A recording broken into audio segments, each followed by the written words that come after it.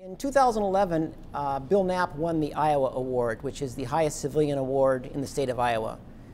Other Iowans who have won it include Grant Wood, Norman Borlaug, John Ruan, Carrie Chapman Catt. So it's a huge award in Iowa.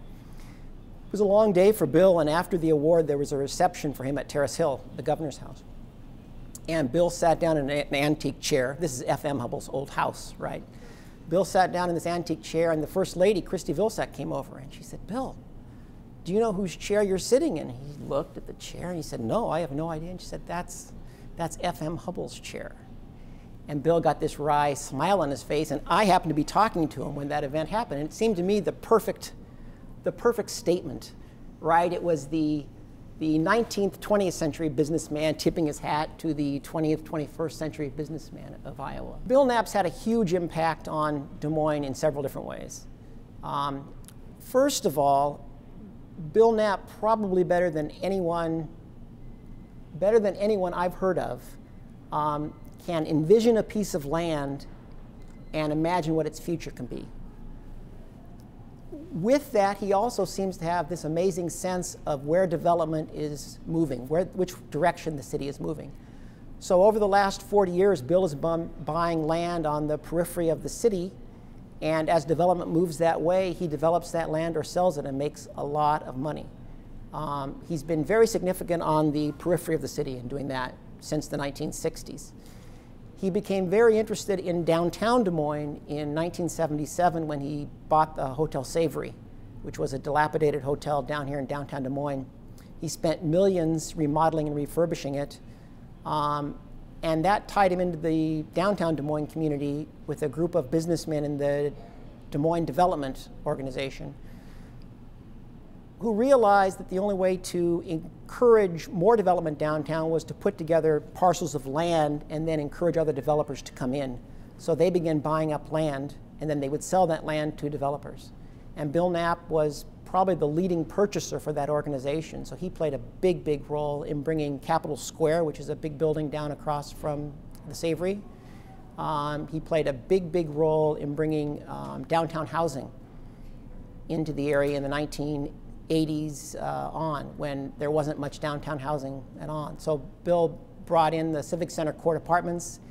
He was responsible for bringing in the Plaza condominiums. It's a high-rise luxury development. He's played a big, big role downtown. And then recently, there's been a new organization called the Des Moines Redevelopment Company, which has been doing the same thing, buying up properties, trying to get developers to come in and redevelop those properties. That Des Moines Redevelopment Company, which was pretty much Bill's idea, is now involved with the new YMCA. It's involved adding on the courthouse annex, and it's involved bringing in a big convention hotel in downtown Des Moines. Bill Knapp was this kid on the farm in southern Iowa who hated farming, couldn't wait to get off the farm, took the opportunity of World War II to get off the farm. He joined the Navy at 17, right when he graduated in 1944. He fought in the Pacific for 2 years. He actually was a landing craft pilot that took troops back and forth to Okinawa during the invasion of Okinawa in '45. Came back to Iowa in '46, married his high school sweetheart, involved in manual labor. He didn't really have any skills, hated manual labor, hated having a boss. Bill Knapp loves being his own boss and really didn't like being told what to do.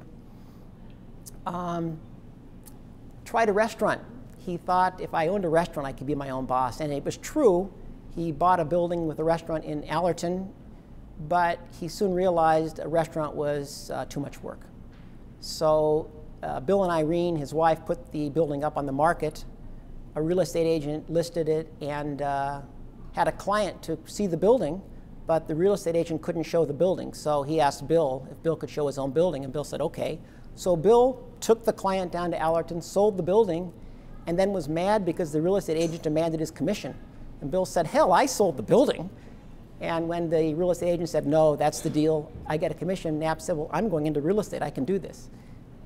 He fell into real estate, joined a small firm here in Des Moines called Hollis Realty, quickly became the biggest real estate agent for that company. And then when the owner couldn't pay his commissions, the owner gave Bill the company. Bill renamed it Iowa Realty in 1952, and built that company into the largest real estate company in Iowa. Bill Knapp is the best deal maker there is.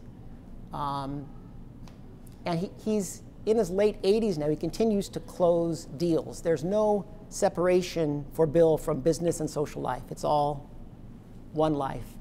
I was at a Christmas party that Bill Knapp gives every year. And I was one of the last to leave, and I was walking out trying to say thank you to Bill. And Jerry Nugent, who is the chief operating officer for Knapp Properties now, was thanking Bill and saying, thank you for the party, great party. How many deals did you close at the party? And Bill said, only 3. And it's typical Bill Knapp. Bill Knapp closes deals. Bill was a Democrat from early on. His father was a Democrat. Bill inherited that political angle from his father, I guess. But it's Hughes that really connects him into Democratic politics. Bill becomes probably the most influential Democrat in the state of Iowa from the mid-60s on. He's a must-see for anybody who's trying to raise money for Democratic politics, still is today. Harold Hughes is comes from a rough and tumble background as well. He grows up relatively poor. He's a trucker. He gets into politics. He runs for governor in 1962. It's that year, or maybe in 61, that Bill and Hughes meet. Bill had seen him begin to campaign for governor, was impressed with him, had Hughes come by, made a donation, and they became fast friends after that donation. Once Hughes is elected, Hughes will serve 3 terms as governor. They're 2-year terms, and then he serves 1 term in the U.S. Senate from Iowa. Bill Knapp was one of his closest friends and advisors. Harold Hughes was governor when the interstates were being built through Iowa. And many people noticed that Bill Knapp had land along interstate exits and entrances. And they thought that was increasingly peculiar, so many accused Bill of getting inside information from the governor about, we're going to put an exit here, so buy land up here. I investigated that closely, and it looked to me like Bill did certainly buy land where the exits were, but the purchases came after it was public knowledge, after it was published in the newspaper that the exits were going there. But that's a statement that 8 out of 10 people in Iowa that know anything about Knapp will say. Bill worked very hard to get Hughes reelected. Bill worked very hard to push Hughes to run for president. Hughes considered a run for the presidency in 1972. And Bill set up a Hughes for President office here in Des Moines. It didn't work out because information came out about Harold Hughes that he was involved in seances and talking with the dead, and that pretty much sunk his presidential aspirations. His rivals would say he works very, very hard. They might characterize him as crass, but they would have respect for Bill Knapp. Now again, some would say there were behind closed doors deals with Harold Hughes and such. I don't think that was true, but critics might pick up on sort of that underhandedness with that Harold Hughes example. But for the most part, Bill garners a lot of respect in the community.